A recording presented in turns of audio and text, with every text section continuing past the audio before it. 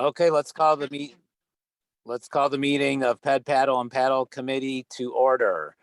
Welcome and introductions. We'll probably just forego the introductions because there's just so much back and forth here with people. People can see who's on with the screen, so I think we'll just go forward from there, Andrew. Perfect. That's what I was going to suggest. All right, the chair will entertain a motion to approve the minutes of the January 6th meeting. Let me interject here, Andrew. I have been informed by my staff that we cannot have an approval of these minutes via conference call by order of the governor. So we'll have to forego the minutes to our next meeting in August.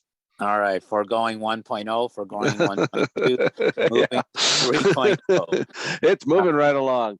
All right. Ed. Yes, thank you. The bike map application. So let me see if I can make this work. So for everybody on the call, as you know, we have been trying to go back and forth for the longest time with our consultant, My City Bikes, on the bike map app, and we're so close. I mean, I could probably announce this within the next week or two. So what I'm going to do is show you what I have right now on the screen in front of you on the actual extent of the routes that we are identifying for the map. As you can see, it bleeds into Southern Cook County. And that is because we are teaming up with the South Suburban Mayors and Managers and the Calumet Collaborative on this matter. And we're trying to bring them into the fold. Their routes identified here, as you can see, are a tad more rudimentary than I think how we've analyzed our routes in Northwest Indiana. But, over time, maybe they can come up to speed for much of this area. If you're not familiar with geography, you have Cook County here on the north side of Lake County. On the south side of Lake County becomes Will County. So we really don't have data for Will County, but we do have data for Southern Cook. And that's how those areas are going to be blended into this online mapping instrument. If I zoom in, I think different elements of the map show up here. Hobart Prairie Grove, and then this is the Oak Savannah Trail, and so on and so forth. And different parks are identified here as well. And this is all going to be accessible via app on people's phones. This is what we're working on pretty extensively right now. Instead of putting out another paper map, the paper map, I might as well put a plug in. The paper map is still available for communities. We're down to the last few boxes, but we're happy to distribute them and get them out of our way. But we might do another order.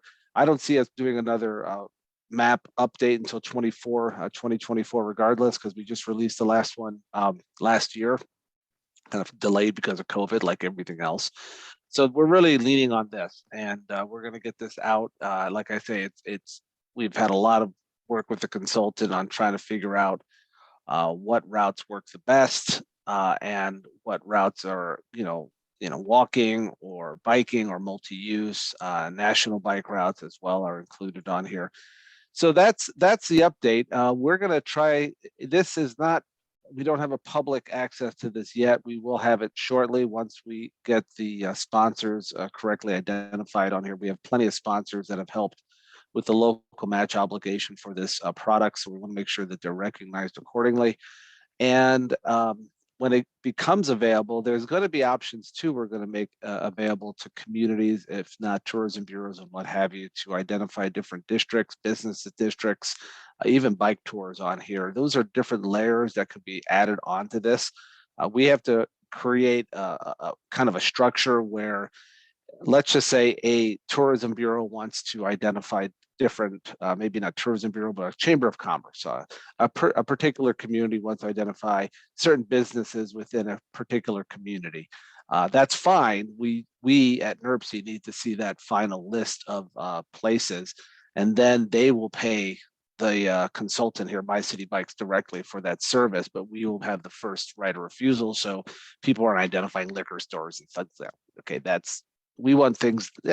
People on trails probably want to go to a liquor store too. I'm not saying that, but there's other things that we don't need on there, industrial sites and what have you. We don't need people knowing about that. We want to make sure that these are businesses that will be propagated correctly by bicycle and pedestrian users. So that's where we're at. And like I said, I hope I can get the word out on that shortly. Of course, we have water trail routes that are identified that are at this time paddleable through the region. And we'll get those more identified instead of numbers. So there's still a little few bugs here that are running around that we're just trying to still work through, but we're excited to get this released. And we understand that we're playing kind of footsie with Google Maps and Apple Maps and all the other mapping products out there that are continuously updating and refining their services, their free services.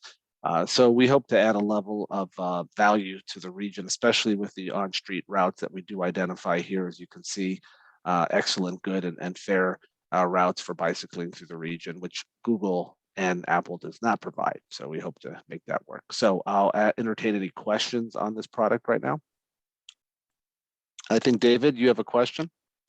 You're on, there you go.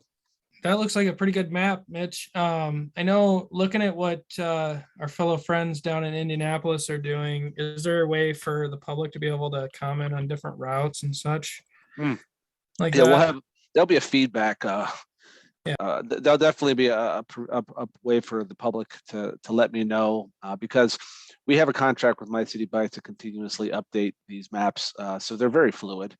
And so, yeah, that will certainly be part of the package, David. And thank you for that. Mayor, are you trying to comment? Okay. I'd like some more of those brochures because we're going to do a don't litter bag. We're going to be passing that out. We're going to be putting some stuff in it. But the map that I have in the trifold that we have already is not as updated, right? Well, is it close? You should have the updated map, Mayor, from last year. I think Portage did pick up a bunch of them. So we can get more to your city hall. I'll check around and see if somebody stuck them somewhere. I haven't seen them, but I would like to stick them in those bags. And so I have like 800 bags coming. Wow. But I would, it's nice for people to have those and know, because not everybody gets on the app. I love the app. But yeah. No, that's fantastic, Mayor. I think we have about 200 some a box, and I'll see how much we have left in our storage, but you might have some left in your storage too. Yeah, I'll check around and text you and let you know what we've got. Great, Mayor. Thanks so much. We'll be in touch. Thank you. Any other questions? Okay, I'll pass it back to you, Andrew. Okay, moving on to Old Plank Road Trail Study. Old Plank Road, I'll take that as well, and I'll bring this up.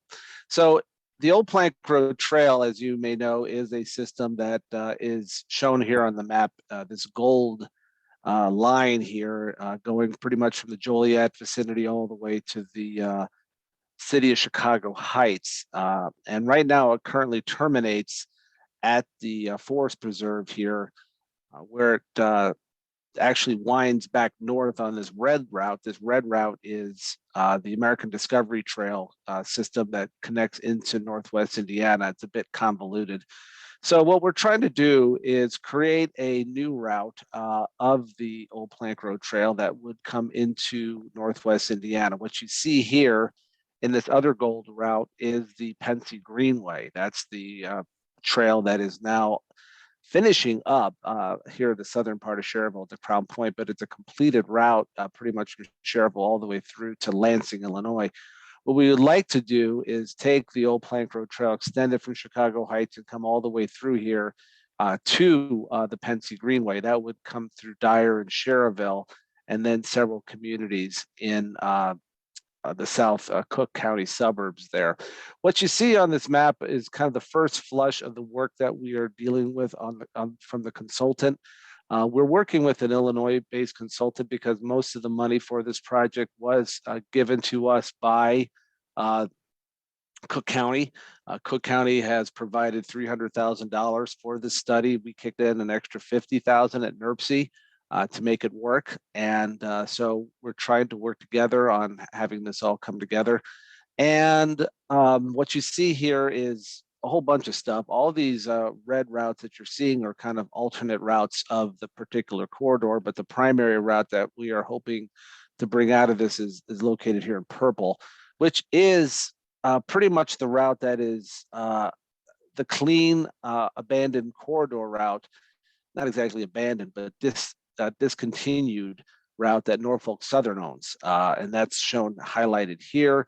And then bits and pieces of it gets a bit more choppy, as you can see here, when you get into downtown Chicago Heights. And so the consultant has been brought on board to analyze routes that are feasible. And we're hoping as time goes on, we can get this plan out for review and then finalize it between the communities by year's end, if not early next year. The idea then is that we'll have a plan that has some great work regarding engineering oversight and feasibility analysis work that will help guide future funding and future funding avenues to be pursued either in Illinois or, of course, in our end in Indiana. We have had Cherville and Dyer come in before for the first mile of this trail off of the Pensy Greenway into Central Park by there you go, Central Park right here in Dyer. And so what we hope to do is continue this through, and it's not only looking at the actual route of the trail, it'll also analyze particular areas of, it'll also analyze particular areas where we could work with maybe some downtown revitalization issues, some residential issues. We call it TOD in this case, trail-oriented development matters as well. So we're really looking forward to what the consultants can bring to bear on this. It's actually a collaboration of consultants that we're working with. Civil Tech is the lead consultant, but they have several subs, including the Active Transportation Alliance from Chicago. They also have a railroad firm on board that will work directly with Norfolk Southern and hopefully break some of the deadlocks we have had over the years working with Norfolk Southern on different trail projects. This is going to be a pretty large one to crack because they do have a abandoned rail line that will never be resurrected as a new rail.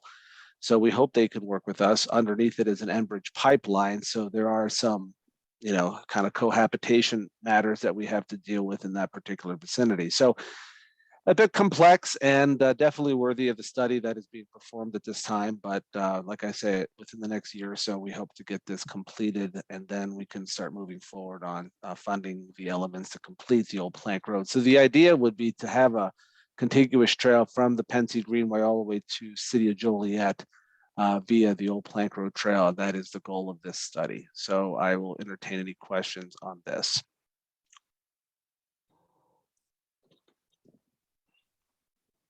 You might be on mute, everybody. It'll be interesting to see what the final product, what the study reveals. Absolutely. All right. All right, if there are no questions, we'll go to Next Level Trail Awards final. So this is I like how the DNR is now making this very interactive for us to look at. The Next Level Trails, as you probably have heard, has been giving away gobs of money for trail development in the state. I think it's now up to nearly $120 million over the last couple of years.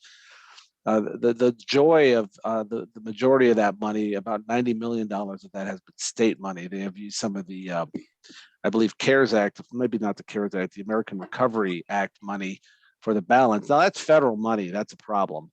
And that's only a problem because it has a lot more strings involved, but we're not sure if those will be applicable for this next round, but I digress. What I wanted to show you was this interactive map that is available here. If you take a look at the, you could basically just go to Next Level Trails in your Google search and you can find this page.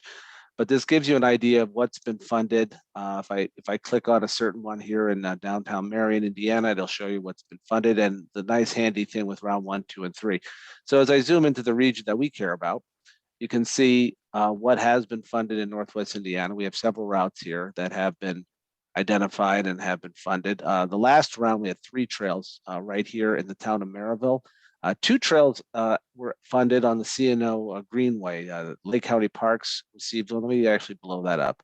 This is a very important corridor, and this for some reason is not lining up, but the C&O corridor connects right to Oak Ridge Prairie. Oak Ridge Prairie is where the Oak Savannah connects to the Erie-Lackawanna Trail. Again, these lines are all whacked out, but at least it's showing you a general idea. Lake County received about $800,000. The town of Maryville received over $1.4 million for their segment. I believe they have some bridges they have to work with over Turkey Creek.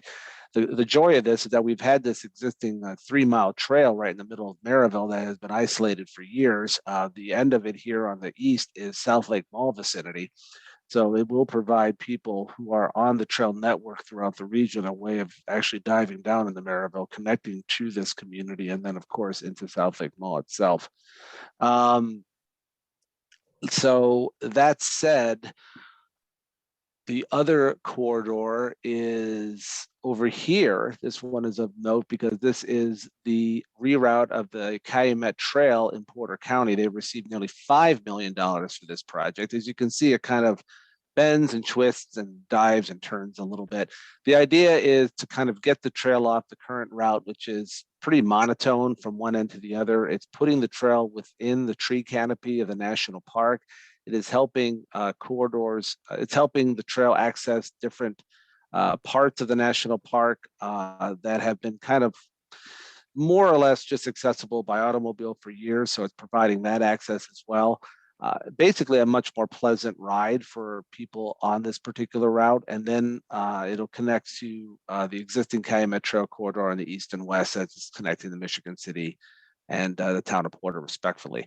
Now, this is part of the Marquette Greenway network that we have been ballyhooing here for quite a while. As you can see, as I move on here, phase one, Burns Harbor received some phase one money for this project that they opened up about a year ago. And this is being built right now in the city of Portage, this $2.5 million connection from Ameriplex that will take the trail over Salt Creek and connect to that segment. So the Marquette Greenway is well underway and has been well funded and continues to be well funded. The last segment here under round 3 was given to LaPorte County Parks. That is to extend the Lincoln Trail. The Lincoln Trail is a visionary corridor from Michigan City all the way to the Kankakee River, more or less hugging the old Monon line, which was the rail corridor where Lincoln's funeral train traversed many, many years ago. And so what we're going to do is fund this. And then there's a actual grant that has been given to LaPorte County from NERC that will actually bring the trail back into Purdue North Central at this location. So we're hoping to get Purdue North Central, or in this case, Purdue Northwest, connected into our trail network, and then of course continued work to get it from there up into Michigan City. The old Monon corridor does exist within this particular area. There's going to be a bit of a challenge getting past 8094 because the old bridge or tunnel in that location was pretty much destroyed. So we have to figure things out in that regard, but that is a priority corridor that we're continuing to monitor. So that is the overview right now. And are there any questions regarding this?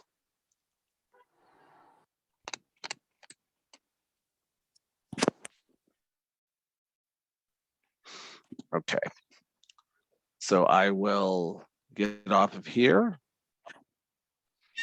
and give it back to you, Andrew. All right, sounds good.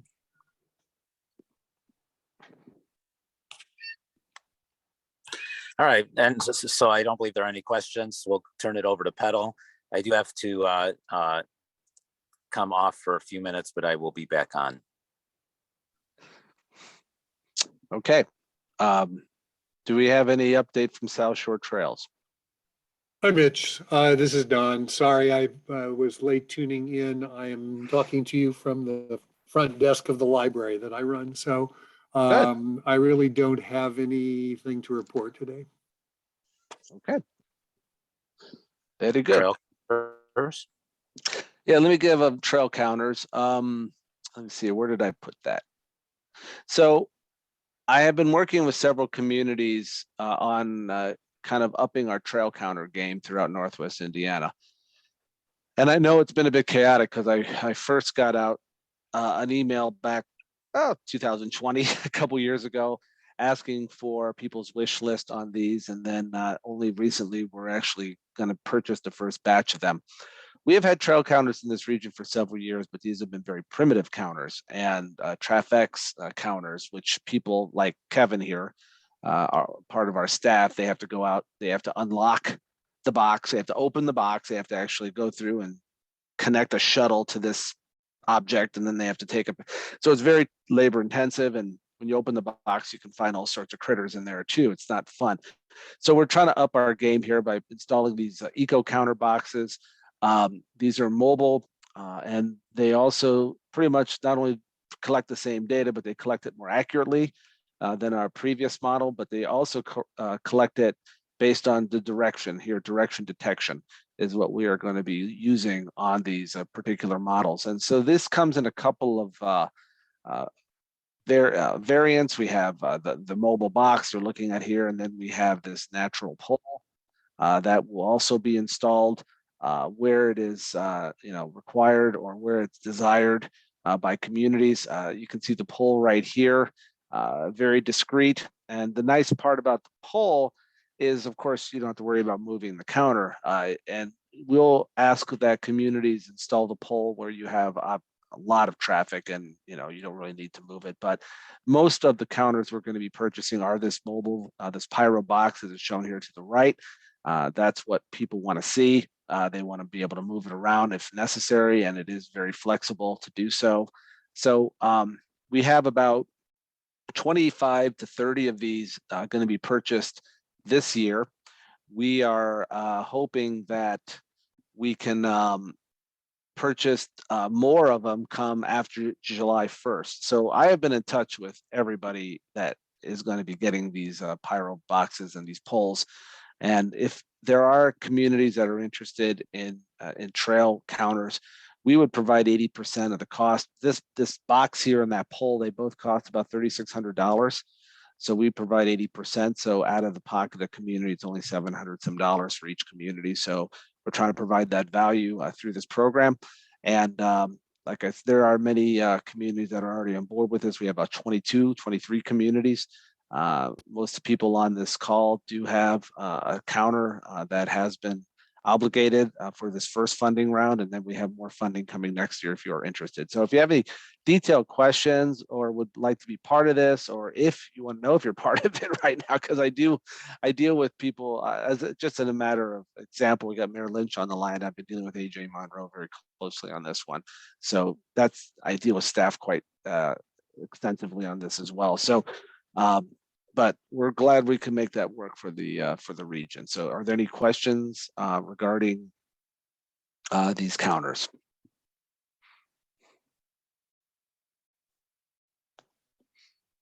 I don't hear anything. So we got, I think Andrew is going in and out, but for that part, we're going to move on to Data Bike. Kevin Paulette is on the line and will give us an update regarding that program. Yeah, hi everyone. I'm Kevin Polite. I'm the one who's kind of working on the data bike, and we'll be collecting the data when it comes. The update on that is that we're working on the procurement process now. I had a meeting about procurement earlier today, and we are meeting with some folks from Chicago who have done a data bike in the past. So we're working on that now. The idea behind it is that this bike will be able to take trail conditions as well as do some mapping of the trails with like cameras and GoPros and stuff like that attached to it that will give a good pictures and video of the trails themselves. So like I said, we're right in the process of procuring it and buying it now. We have, like Kevin said, we're in the middle of getting this all purchased and taken care of. And again, the idea would be to work with the communities on collecting different conditions of the trails as we go along here. And I think we're going to try to work with MACOG, or maybe, I don't know if we're still working with that, but we might be sharing it with them. I don't know where you're at with that, Kevin. Well, MACOG dropped out, so it's just us now. Okay, so MACOG's gone. So this is why Kevin's in charge and I'm not, so he can update. But we'll be providing this service and riding the bike, and probably doing that maybe once or twice a year. Maybe just depends on how much we can get out there and shore up some of the data.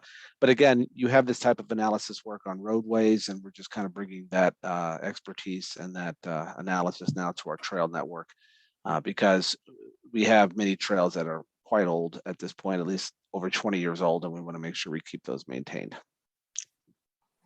Any questions for Kevin? Mitch, does that include bike lanes and stuff like that, or that kind of goes along with roads? but- We could include bike lanes. I think bike lanes can be analyzed. Again, it is a matter of the actual pavement surface, although it is tailored for trails. I think we can calibrate it for bike lanes. It'll be I kind of a I think bike lanes can work. It won't work for sidewalks though, because sidewalks have natural cracks. So it just yeah. with so from when I talked to some of the people, they said that they're working on at the moment trying to get it to work for sidewalks, but as of right now, the technology they're still working on it to get to differentiate between a natural crack that, well, not natural, but man-made crack that's made for sidewalks, and then like actual cracks that are harmful to the pavement. Okay. Any other questions? But as soon as we're kind of under the wire here, trying to get things purchased by the end of June, and that's one of the with the trail counters, and we're also trying to get the data bike done. So hopefully by midsummer you'll hear about more information on collecting data. So with that said, what I'm going to do is pass this over to our feature presentation. So before Marty gets all ready to go here, Marty Schukert is with RDG, and it's a planning firm that we have procured, that we have hired on to help us do some components of our next update to the 2050 plan, which we're calling at this point 2050 plus, because everything else is a plus. Basically, we did the 2050 plan, and that we released that a couple of years ago. We have to update this plan every 4 years. We're doing something different. We're actually going to do something different this time. We're going to have consultants look at different details of the plan in a lot more careful analysis, a lot more careful than we've had previously. So we're really, truly excited about what Marty's team can bring to us. And with that said, I will pass it on to Marty and cue up your presentation here. So Okay. here's Marty. Thank you, Nick. I apologize. I am in a Burger King in Russellville, Arkansas. And there are people around who are not very quiet, and also, and the internet service is not very good. So I'm on my cell, so I can't. So if you hear a lot of You sound fine, Marty. Okay. All right. Good. Well, it's good to be with you this afternoon. I will be fairly quick and direct because I want to get home. And it's a long drive. But I'm Marty Schukert. I'm a principal of RDG Planning and Design. I am based in Omaha, Nebraska, and but have a lot of connection and experience with the Chicago area and with Indiana. My wife being from South Bend and being a frequent traveler to the area, but still learning a lot about Northwest Indiana itself. And what I'd like to do is to give you a little bit of a description of the process that we're going to be going through, some of the things that we're going to be looking at, and as we become more and more familiar with not just the South Shore itself, but the areas around it, to give you some idea of what type of product we'll be developing. First of all, the schedule. We are on schedule to complete this element of the regional plan by 2050. By 2050 by the end of by May of next year. So we're on about a 12-month schedule. We have to date made 2 visits to the region. They have been largely reconnaissance visits, so a lot of which has involved the guidance of Mitch, which is wonderful. It's like having an encyclopedia along. We haven't had a chance to ride together very much, but he's an unbelievable resource. Um, we are beginning our first public event which is now scheduled for the week of June 20th. And the process that we have identified that you see shown here in the schedule involves a good deal of community input and feedback and collaboration. But it will start with a series of 3 public kickoff events, one in each county of the NERC area, and that will provide a introduction to the active transportation planning process, as well as other planning processes that are going on at the same time. So this is going to be on the week of June 20th, a bit of a planorama. We are also doing the land use element, which is very highly related to the active transportation element. There's also a transit element, a freight element, and a surface transportation element.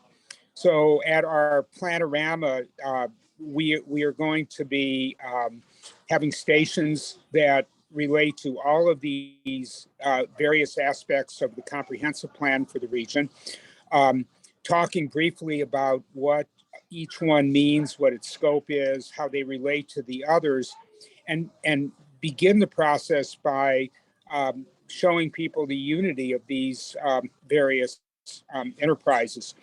We're also developing a survey that will be launched that week that will, to prevent or to not require people to go to a million different surveys, will be a consolidated one that we're putting together that will include all of these elements and public opinion on those.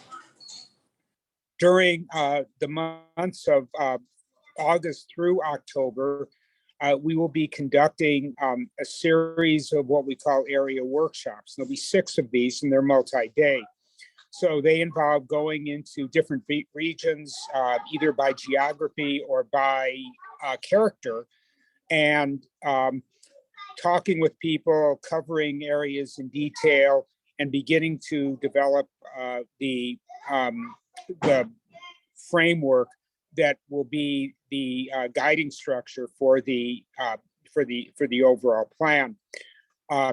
Then as we move through the winter months, we'll be developing the network, providing an open house for that network in late November, early December, moving on through implementation and through the production of the final document as an element of the regional NERC plan. It is important to note that we will not be doing individual active transportation plans for each community. A lot of cities and towns in the region have done those already, and they have their own ideas and concepts. What we will be doing, though, is a regional connectivity plan that looks at major regional destinations and, in a lot of cases, at the components and elements within cities that connect to that regional network. In a certain way, and Mitch, you can go to the next slide. It's taking the great work that's been done by Mitch and by the Regional Planning Commission in terms of identifying routes, and it's pretty cool to see the new map as well. That will be a tremendous resource. Looking at connectivity opportunities and at which of these routes probably makes the most sense in terms of connecting the various communities and destinations that we are most interested in from a regional perspective. So we will be looking at regional connection trails, both existing and proposed, at various major features in different communities and in rural areas as well, at South Shore stations, at transit nodes. That's why the relationship of all of these plans together makes so much sense. We have a lot of interesting tools available as well. And the next slide illustrates one of them for just a small area. So this is an application called Urban Footprint, and we can run a number of variables to look at activity centers, population density, a variety of things that are the formative elements of a regional network. This is, of course, a land use plan, but it's pretty amazing what this thing can generate. And we'll be applying this both on the land use element and the active transportation element to the entire region. As I mentioned earlier, we will be in the early going, and we're still in the reconnaissance phase, as well as beginning the engagement process, looking at destinations, at the places that people want to go to, and the places that we need to be connected to, and in so doing, establish a web of routes that are priority routes that connect these destinations together. Again, taking the work that's already been done, looking at each one of those routes, both on bike and in car, and identifying the ones that are most direct, that make the most sense from a network point of view, and then expanding on infrastructure solutions that are appropriate to each one of those.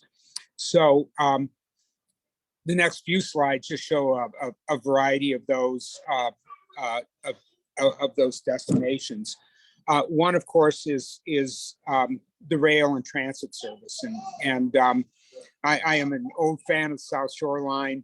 I have a little library of South Shoreline books, so it's a lot of fun to be coordinating these two interests, both active transportation and rail, together in this plan. So the stations along the traditional South Shore and also the Westlake Extension are, of course, important destinations, both from an access point of view and a development point of view with the TOD planning that's going on now. A second area that we'll be looking at is the whole array and hierarchy of city centers and activity districts, such as this one, the South Side in East Chicago. These are both important destinations, and because the streets can be pretty wide, provide really great opportunities for regional connectivity. But it isn't just these kind of natural corridors that we're finding, and sometimes by serendipity, we'll find a great street that is a character corridor of real significance. So you'll see one of these in the next slide. That's a magical street that incorporates both with residential development and thematic or sometimes ethnic commercial establishments as well. So these are some of the resources that we will be looking at in the next months. And so, as I mentioned, this is going to be carefully coordinated with the land use plan. In a lot of ways, they are flip sides of the same thing. During the next couple of months, we'll also be talking to people in localities, and we've already begun that process. And then moving forward with the real heart of the process, which are the participatory workshops during the late summer and early fall months. So with that, I'd be glad to answer any questions that you might have. And we look forward to working with the committee and with coordinating our efforts with your continuing efforts as well. Marty, really thank you for that oversight. Did a great job in tackling that. Before we get into questions, again, something I'll interject. I've been at NERC for nearly 20 years. I've been through three or four, I can't remember anymore, for these bike and ped planning exercises, but having the expertise of outside consultant really diving into this in this kind of detail is really a landmark event for us. So really hoping we can get quite a bit out of this and really help our internal network take off to match the robust work that we're doing with trails. Any questions for Marty?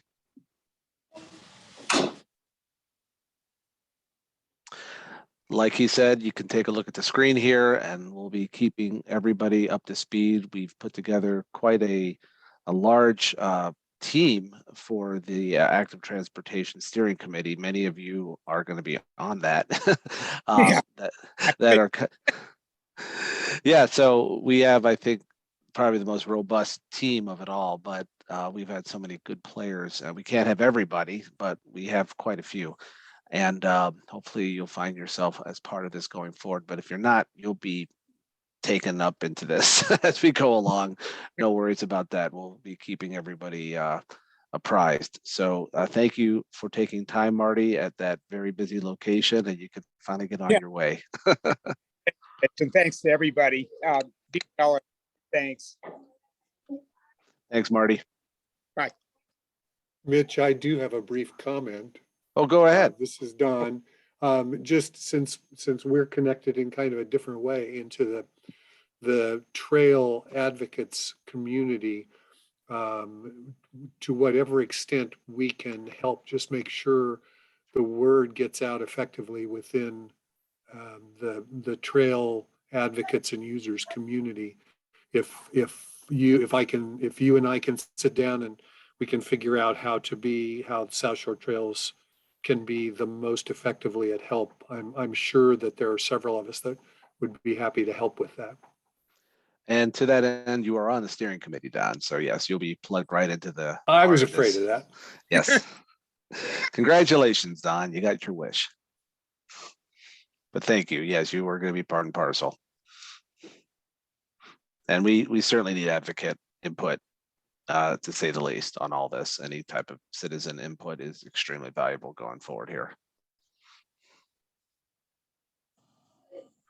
Anybody else from Marty? Okay, you can have your Whopper now, Marty. So thank you. Thank you. Bye. It's an impossible Whopper. Oh, Thank you. try the Whopper melts. They're really good. Okay. I haven't had lunch, guys. You're torturing me. Okay. All right. Back to you, Andrew, if you're with us. Are you still with us, Andrew? Let's see. I know he had to jump off for a little bit. I don't hear him. So I'm going to take control. If anybody knows what I'm referencing, Alexander Haig time. Paddle, Northwest Indiana Paddling Association. Is there anybody here for paddle? Any paddlers on board? I don't see or hear any. So with that said, we're going to go straight into our grab bag and announcements. Any announcements, any rides, anything people want to make, any declarations? I just want to make a quick announcement. So as a league cycling instructor, I'm going to be hosting a youth safety class on June 11th at the Healthcare Foundation of LaPorte, trying to get the word out there many different places. So hoping we get at least 20 kids. Awesome. Be a good turnout. Awesome.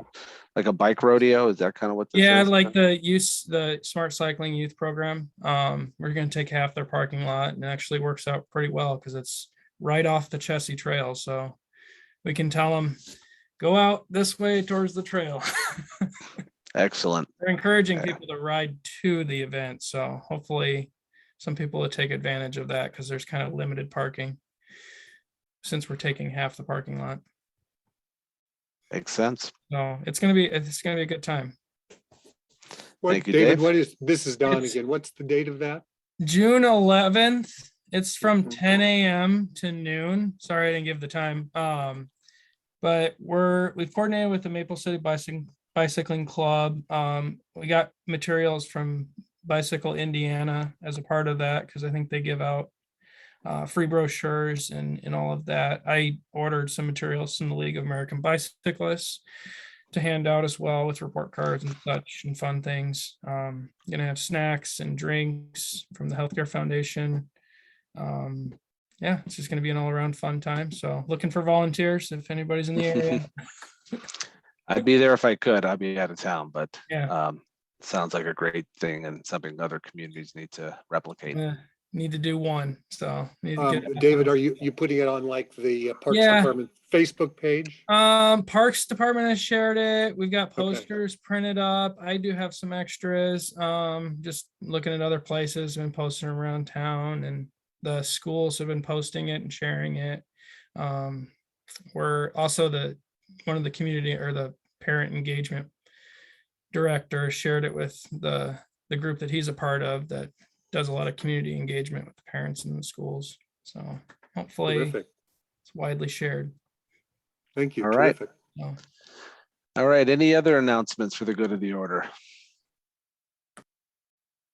So if they're not, we're gonna go into project updates. We have one, and I'm gonna let Charles Bradsky go from here. Good afternoon, everybody. Most of you know me through the tip, so, but I am wearing a different hat these days, as long as wearing 3 hats actually. One of the hats is as one of the 2 project managers for the Marquette Greenway Trail. The raised funds that we received last November. So I don't know how much everybody has been up to speed on this, but I will give you the quarter tour. A little bit more than the dime and not quite as much as the dollar. So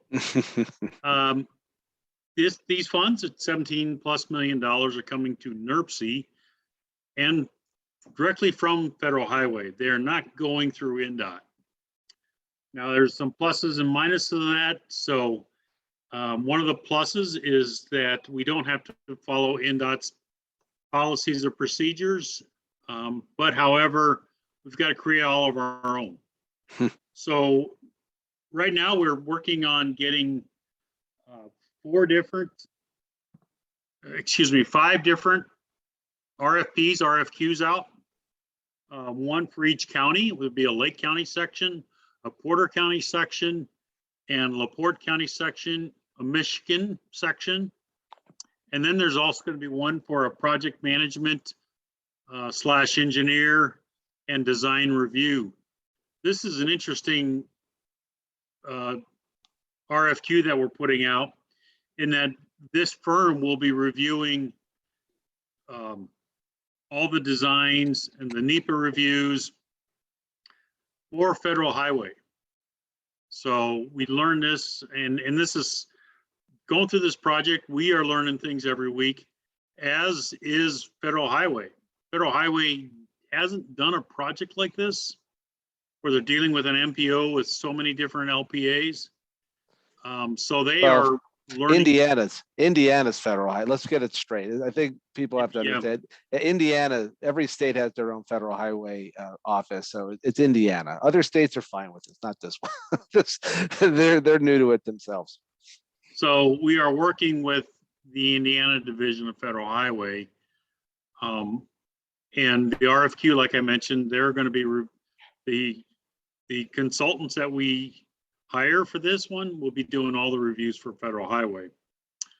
And then the other consultants will be doing everything up to, for Lake and Porter counties, they'll be doing everything up to stage 2 plans. And then because of the tight timeline, those are going to be design builds. It may be 1 project, it may be 2. I don't know. We haven't got that far, but we need to get, we'll cross that bridge when we get there, that bike path when we get there. LaPorte County is a little bit further ahead, so that'll go through the traditional design bid build. They are 75, 80% complete on their design. They mainly need money for right away. And then in Michigan is just design and no construction. So, and to finish that, we have received a READY grant which is from Indiana. So Indiana is going to be helping us out with some of their ARPA funds. But That's all I have. That's fine before you drive people nuts with with the details and the spaghetti. I threw the map up on the screen for everyone to take.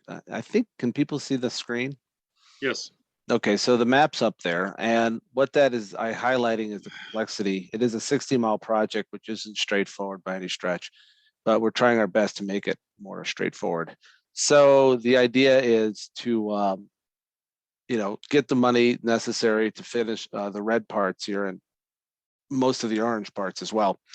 But what Charles had talked about, what we're dealing with is the areas outside of the national park. The national park has their own issues, and they're working on those accordingly.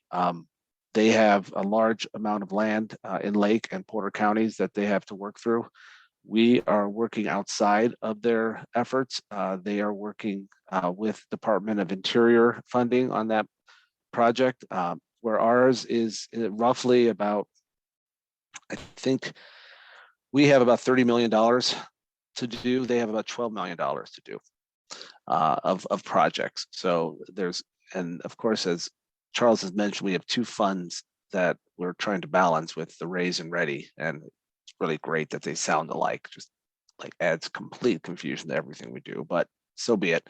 That's what we're dealing with. And as Charles had mentioned, we are trying to figure this out as they're trying to figure it out too. So the group that is working with the Ready money is the Northwest Indiana Forum. They received it. I know people on this call may have other projects that have received Ready money too. So we're all kind of sitting back waiting for them to figure out how those get launched to the particular communities. But we have about $3 million committed. Hopefully we'll get that after secondary and tertiary reviews of the project. But as I'm keep quoting Charles, we have as many as 5 engineering firms we're going to hire for this project to see it through. And we're hoping, Charles, when do we want to get it all complete by?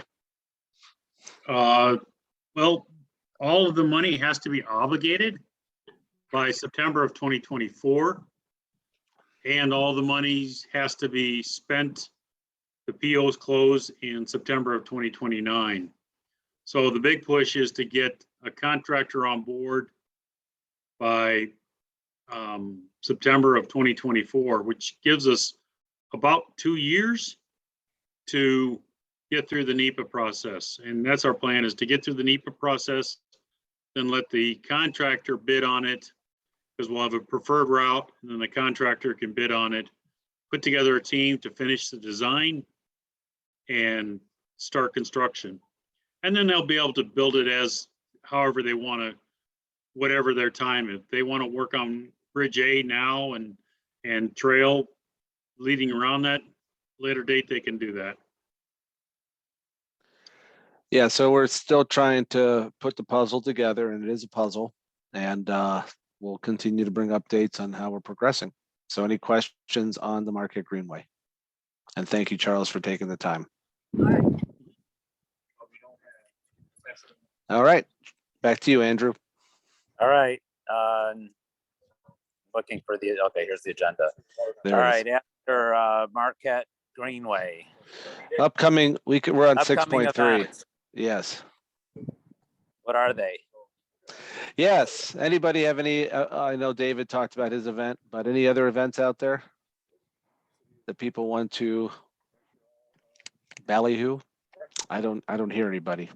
Right. One thing I next wanted to know, Go ahead. Go ahead, David. I saw that my brother teaches at Prairie View Elementary School, and NDOT has that program that gives out free helmets. So I've been trying to tell principals about that. Okay. I think it's the schools that have to request the helmets from NDOT. Okay. That sounds like a pretty good program. It sounds pretty new. I haven't heard about it. It's what's the name of it? It's in their Safe Routes program. Okay. The name.